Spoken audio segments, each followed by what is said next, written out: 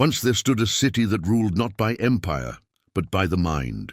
A city where philosophers wandered beneath marble colonnades, where democracy was born and drama echoed in the amphitheaters. But like all great things, it too began to crumble. This is the story of why Athens declined, not in a day, but in decisions, wars, and ambitions gone awry. By the mid-5th century BCE, Athens was not just a city, it was an idea. Flush with victory from the Persian Wars, Athens emerged as the leader of the Delian League, a coalition of city-states formed for mutual protection. But power has a way of morphing purpose. The League soon became an Athenian empire in disguise. Athens grew rich, bold, and proud. Under Pericles, she adorned herself in marble. But every empire has a shadow, envy, resentment, and rivals. As Athens tightened its grip on the Greek world, its ships patrolled the Aegean like sentinels of empire. Tribute poured in from the Delian League, cities that were once allies, now reluctant subjects. The wealth fueled monuments and temples, but also stirred unrest. Far to the south, in the austere plains of Laconia, Sparta watched with dread. The contrast between the two cities was stark. Athens was the mind, Sparta the muscle. One thrived on art and intellect, the other on discipline and war. But pride in both was unyielding, and when pride is challenged, war becomes inevitable. By the year 415 BCE, Athens had endured nearly 15 years of war. Peace, if it ever truly came, was uneasy. The fields of Attica had been scorched. The plague had drained its soul. Yet ambition still burned in the heart of the empire. Far across the Ionian Sea lay Sicily, a rich island dotted with Greek colonies, most powerful among them Syracuse. When a small faction in Sicily asked for Athenian support, the assembly saw more than just a skirmish. They saw a stepping stone to the Western world, an empire beyond the Aegean.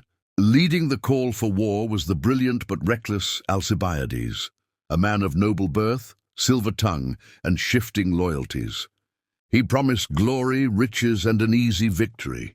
The assembly, drunk on dreams of conquest, approved the mission.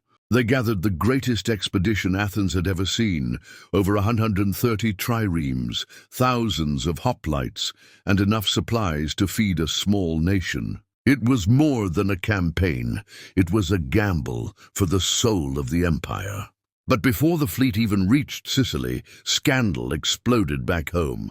Alcibiades was accused of sacrilege, defacing sacred statues. He was recalled to stand trial, but fled instead, defecting to Sparta, where he betrayed Athens' strategy in full. Athens was now leaderless, thousands of miles from home, and the enemy knew they were coming.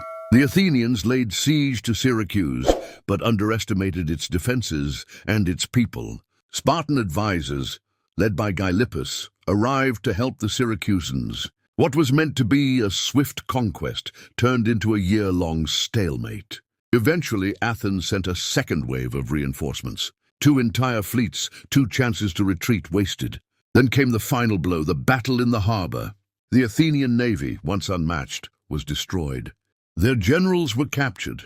The survivors fled into the hills, only to be hunted down, starved, and forced to surrender. Thousands of Athenian soldiers were imprisoned in quarries, left to die in the open, thirsting under the Sicilian sun. What began as a dream of expansion became one of the greatest military disasters in Greek history. The Sicilian Expedition wasn't just a military failure. It was a crack in the foundation of Athenian power, a self-inflicted wound. The empire that could have held firm chased shadows across the sea and found ruin in ambition. By 431 BCE, tensions snapped. Athens, under Pericles, imposed trade sanctions on Sparta's ally, Megara, a calculated insult. Sparta responded with force, and so began the Peloponnesian War, a 27-year struggle between land and sea, logic and brute strength. It wasn't just a war of armies, it was a war of civilizations. Athens wielded its powerful navy, raiding Spartan coastlines. Sparta countered with relentless land invasions, ravaging the farmlands of Attica. Pericles, the architect of Athenian glory, ordered all rural inhabitants to seek shelter behind the city's long walls, walls that stretched from Athens to its harbor, Piraeus. But walls that keep armies out can also trap death within. In 430 BCE, a plague, possibly typhus or smallpox, swept through the overcrowded city. It struck indiscriminately, the poor, the wealthy, the soldiers, the scholars. By the time it subsided, over 1/4 of the population was gone. Among the dead was Pericles himself, the statesman who had steered Athens to greatness. His vision died with him, leaving a fractured leadership, quarrelsome, short-sighted, desperate. Athens had the ships, the thinkers, the vision, but no city is immune to fear, nor can stone alone protect a people from fate. The war had just begun, but Athens had already lost something far more precious than territory. It had lost its guiding light. Perhaps the greatest mistake Athens ever made did not come from fear, nor from military inferiority. It came from overconfidence, a dangerous certainty that the brilliance of its democracy, the strength of its navy, and the superiority of its ideals made it invincible. By 415 BCE, Athens had already endured the devastation of war. Its fields had been burned, its population had been ravaged by plague. And yet it stood, proud, defiant, and determined to expand its influence further still. When word arrived from the western Mediterranean, from a distant island called Sicily, that internal disputes among Greek colonies offered an opportunity for intervention, the Athenians didn't hesitate. They did not see the plea for help as a localized conflict. They saw it as a doorway, a chance to carve a new empire across the sea, to bring under their control new markets, new harbors, and new people. Not out of desperation, but out of ambition. The decision was made with resounding support. They would send a massive fleet, not a token force, but a full armada. Thousands of hoplites, hundreds of ships. It was the largest expedition Athens had ever launched, grand in scale, bold in purpose, and fatally blind to its own arrogance. They believed Syracuse would fall quickly, that distant allies would surrender at the sight of Athenian sails, that their own prestige would carry them to victory. But the campaign was doomed before the first ship left the harbor. They underestimated the strength and unity of their enemies. They overestimated their own capacity to wage war across such distance. And worst of all, they tore themselves apart from within. Their most charismatic general, Alcibiades, was recalled under charges of impiety, only to betray Athens and give their plans to Sparta. The campaign dragged on. What was meant to be a swift conquest became a nightmare of attrition. The reinforcements Athens sent, more ships, more men, more hope, only deepened the loss. In the end, nearly the entire expedition was destroyed. The fleet was annihilated. The soldiers who survived the battles were hunted, captured, and condemned to die slowly in the stone quarries of Syracuse, starved, exposed, and forgotten. Not one ship returned. Not one general was spared. It was a blow so catastrophic that it broke the spine of Athenian military power. This was not the fall of Athens in name, but it was the beginning of the end in spirit. An empire had stretched too far, too quickly, chasing glory rather than securing its future. And in doing so, it sealed its own fate, not because it was weak, but because it believed it could not fail. Athens did not die in Sicily, but in the dust and silence of that distant defeat, it began to unravel. By the final years of the Peloponnesian War, Athens was a shadow of its former self. The Sicilian disaster had shattered its military pride. Its allies, once bound by gold and fear, had turned away, and its coffers were empty. For decades, Athens ruled the seas unchallenged. But now a dark alliance formed. Sparta, land-bound and austere, struck a deal with an unlikely partner. Persia, the very empire Athens once fought to stop. In exchange for gold, Persia would fund a navy, not for themselves, but for Sparta. It was a betrayal of Greek independence, but an effective one. For the first time in the war, Sparta could now match Athens at sea, and with that fleet, they sailed toward Athenian ruin. In 405 BCE, at Aegospotami, The Athenian navy, what remained of it, was ambushed and annihilated. It was the final blow. Sparta sailed directly to Piraeus, Athens' lifeline to the world. They blockaded the port. Grain could no longer reach the people.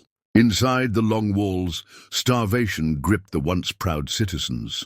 Children cried through the night. Old men, who had once voted under the sunlit columns of the agora, collapsed in silence. The city that had survived plague, siege, and betrayal could hold no longer. In 404 BCE, Athens surrendered unconditionally.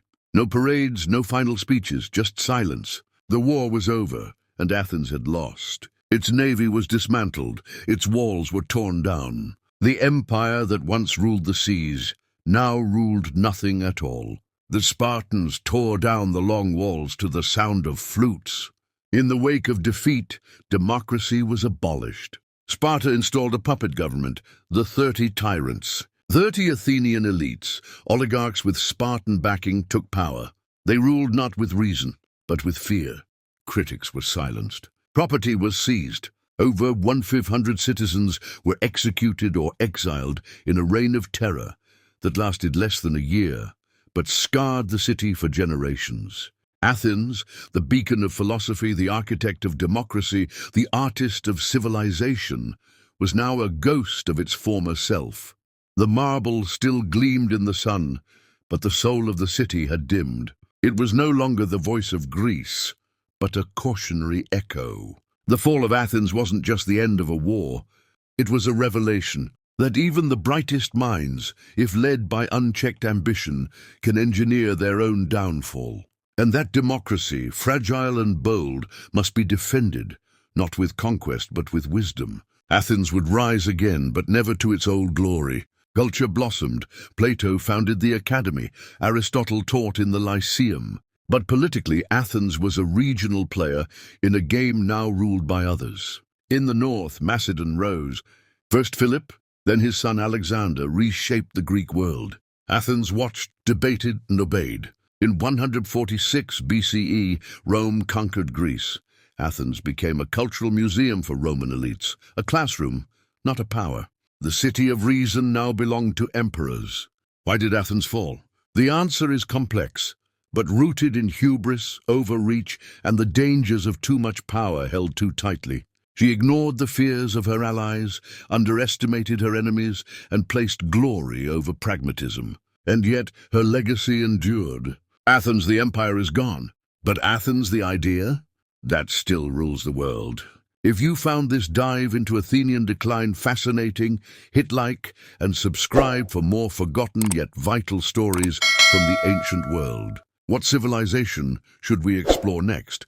Tell us in the comments below.